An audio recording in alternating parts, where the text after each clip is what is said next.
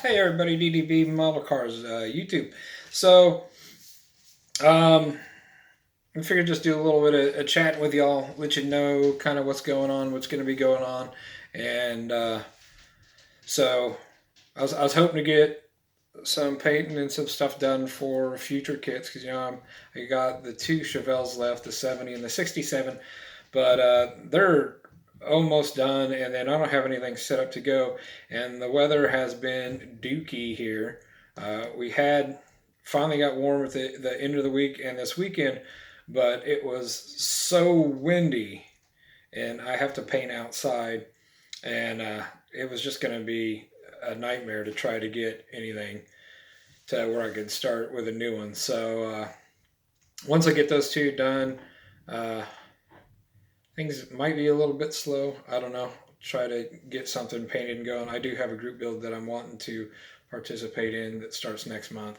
So I'll get to that in a little bit. But first of all, I got my shop cards finally. I went with a local printer and got 100 cards printed up for $35. I think that's a pretty good price, but if that's outrageous, you guys let me know. Um, so got my email on there.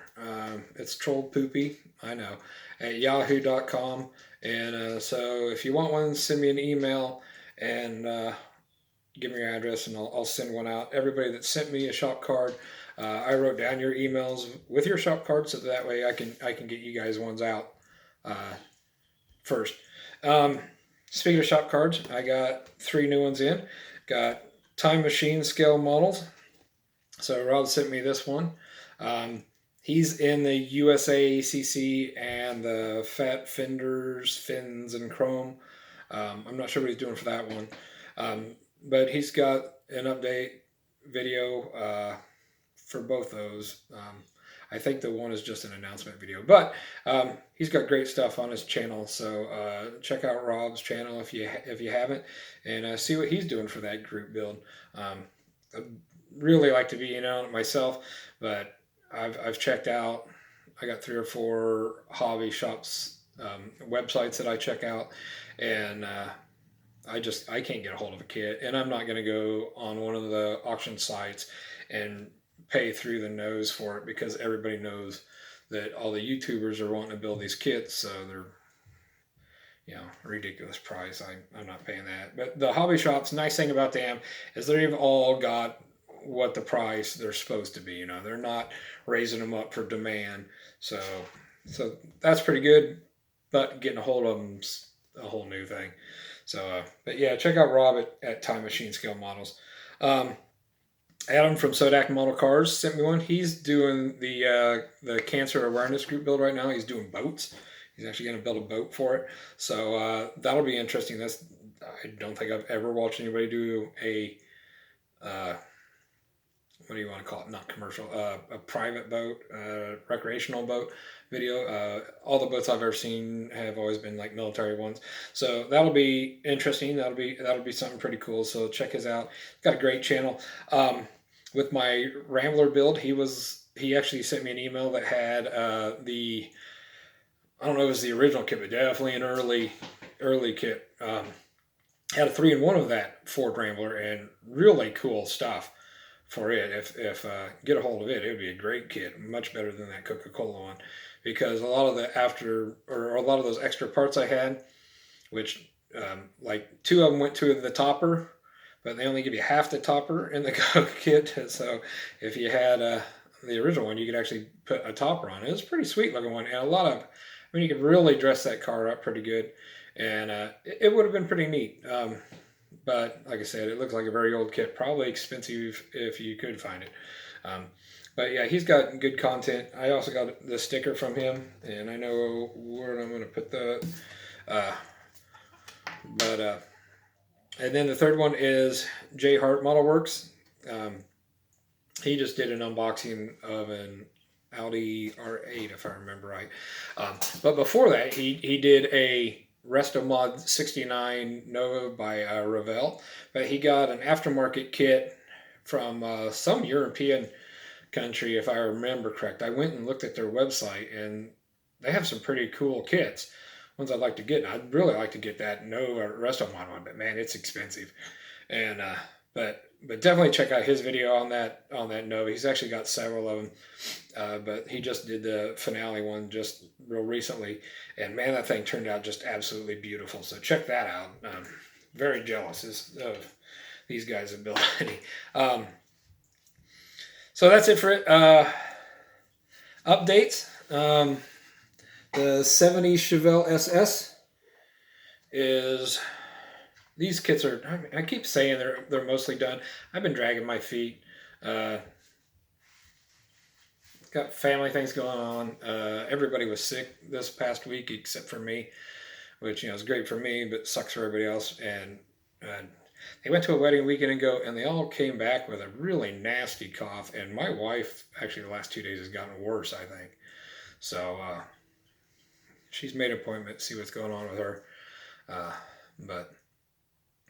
But yeah, it's kind of funny that they all came home with it. Anyways, got this. I'm using the Mark Fit decal solution from Tamiya. I'm not real happy with it. I got a couple of bubbles on this one that I've been using it on, just trying to get this out, work it out. It's actually got a little bit of the solution on it right now, because around the cow, it's bubbled, and it's just, it don't seem to do anything for me. And these are great decals. They're real thick and sturdy or whatever. Maybe that's a problem. Maybe they're too heavy. I don't know. But it kind of works with this heavier paint, though. Especially that dark green that doesn't really bleed through on the white. So that's nice. So I did the trim detail. I forgot to do around the fenders, so I'm gonna have to go back and do that. But man, I'm really happy. These wheels, I chose them more of the stock ones because I thought they looked better than the stock ones. I don't like the stock ones. Don't really like these, but I thought these looked better, and I put a lot of work on them. I told you I drilled the holes out through them, and I put them on the wheels together and not on the car, and I just I don't really like them. But whatever. So I put them on, and then this has just been sitting on my car or on my desk this weekend. Every time I look at it, I'm just like, man, that looks good. So I don't know. They're growing on. I still don't really like them, but it works. I think it works really good with it, and so I'll be happy when it's done. I will say this about them, though. The rims on this side both have chunks missing out of them, because as I was trying to cut them off the screw on one side, the other side, it just broke off, and it took a piece of rim with it.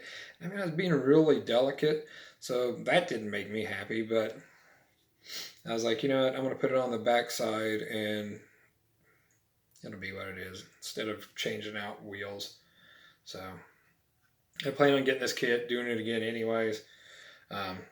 So some point in time, I'll probably have a wall full of Chevelles.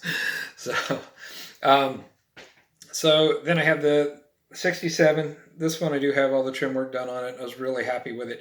This is when I started. I've never done trim work before, and so I was really nervous. And I started out. This has really prominent door handles, but even then I taped around them because I didn't want to get anything on the blue. And then I taped around the back glass. I think I did it first, and taped up over the drip rails on both of them. But by the time I got done with the drip rails, I was like, you know what, I think I got this.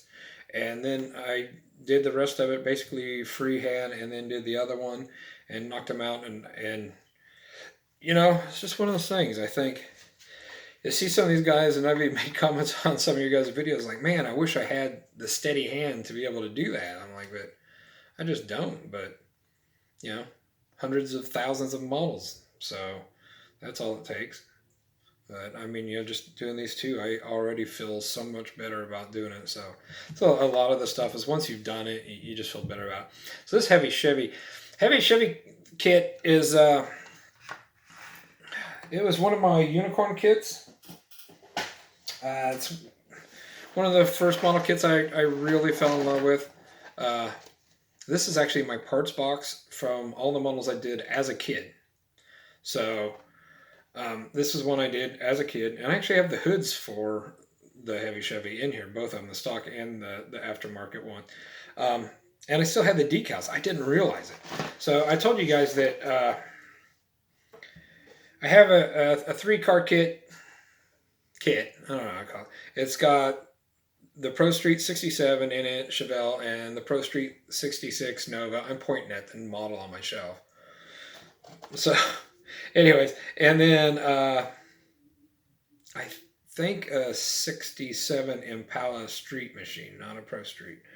But it was like called a monogram street machine. Actually, it wouldn't have been because, yeah, it was AMT, I think. Anyways, so if you can see on it, see those spots? It's like a mold or a funk. And I told you guys that I had that in one of these days. I'd clean the box up and show you because it's the only time I've ever seen that box. But luckily, everything's in bags except for the bodies. The bodies were out, so they got a funk on them, but wash them anyways, right? But everything's in the bag is okay. But I said I was pretty sure the decals were probably trashed because that's the way everything from. I've got some kits that are just old kits, and in my not old like you guys got old kits. I've got kits from the '60s. I mean, I got kits from like the '80s, old kits. So, but anyways, I was able to wipe that off with just my thumb, and then because I actually still had the decal sheet from when I was a kid, and so I was like, oh, that ain't gonna work. So, but I was like, oh, I'll try it. And so I was able to work, and it worked. It came out really good. I thought it was going to yellow or have the backing papers still attached to it, like some of them do. They came out great. Just absolutely fantastic. So I'm super, super happy about that. I've been wanting to put them on something, Chevelle, but not necessarily the heavy Chevy one. So I actually did order the heavy Chevy kit. Spotlight Hobbies had it, the one that Glenn is always going on about. And so I actually ordered several kits from them, and I got them in like 2 or 3 days at the most. I was really impressed with how fast I got those. And I even emailed them and told them how happy I was. And that heavy Chevy kit actually wasn't too bad. It was, it's a sealed kit. I haven't opened it up yet because I probably won't until I go to build it. So, but I'm pretty hopeful now that the decals in it are going to be good if those ones are, and they've been exposed all these years. But I told him, I said, hey, I watched Model Cars with Glenn, and he's talking about you guys, and so that's what got me to look at you. And that's why I ordered from you guys, because you had some kits I was looking for and stuff, and your service was great. And I just wanted them to know that he's the one that sent me over there, because I don't know if he's got a deal with them or not, but the way I see it, if one of you guys sends a bunch of us to a business, then they ought to know. And then I had ordered some Pegasus wheels from Model Nut, and I had ordered 5 sets. 2 of them were the same. And when I got them, I'd only got 4. And so then I was looking, I was like, oh, I know what they did. The double order, they just gave me the one up. So I'd never dealt with them before. And I was actually using my son's name, so they won't know they dealt with me. But that was when we were in the middle of moving. And so I contacted him and I said, hey, I ordered 5 sets of wheels, but I only got 4. And he's like, okay, what's the name on it? And he looked it up, and I didn't even have to explain it. He goes, oh, it looks like you ordered 2 of the same one, so we probably just give you one of those. And I was like, yep, I'm missing one of them. And he's like, okay, we'll get them right out to you. And I mean, he was really nice, really friendly. I didn't have to argue. And so, he sent them out to me, got them no problem. And so, both those guys, Spotlight Hobbies and Model Nut, both of them. And when I emailed Spotlight Hobbies, they actually emailed me right back, got right back with me. And so, I mean, it's just that kind of customer service from those two. That's just great. And, I don't have a local hobby shop. The closest one to me is over an hour and a half drive. And so I get stuff from Hobby Lobby, Walmart. And I don't like shopping a lot online. But that's why I've been trying to get a hold of that USACC, one of those 2 cars. Can't find them for nothing, and I'm not going to get them from a auction site like eBay, because people, they know YouTube content creators want that kit, and so they've just jacked the prices on them, and I'm not going to do it. And when you go to these online hobby shops that, are actual physical hobby shops that they got online sales, they haven't jacked them prices up. And if you get it from a hobby shop, especially you got one local, people kind of complain, but that's because we're used to getting models from some of these places where you can, like Hobby Lobby, when it's 40% off. I mean, you can't beat that price, you know. But way I see it, if you're gonna get something online, you're gonna pay shipping and handling and stuff. And I go to hobby shops, I get the kits I can't get from anywhere else, and they're usually really decent guys, really helpful people. They're usually family ran. And so, I love being able to support them guys, because we used to have a hobby shop that closed, I think, early 2000 or late 1990s.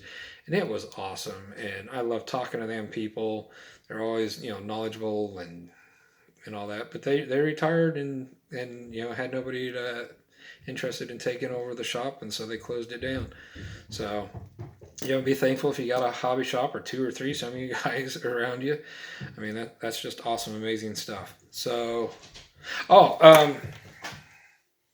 so I think I'm going to do the Deserter. I'm going to do the Fallout Shelter. That's the name of the YouTube channel. He's doing a box stock group build that starts beginning of November and runs to December 15th. And I think I'm going to either do that or this 67 or 69 Chevelle. You guys let me know what you think, but I think I'm going to go with the Deserter. I haven't built a truck other than that Snap model, and so I think that's where I'm going to go. But I'll be working a ton of overtime the next couple of months, and so it'll just be kind of hard to get the time in, but I'll try to keep you guys posted. So like, subscribe, comment, and I appreciate each and every one of you guys. Thank you so much.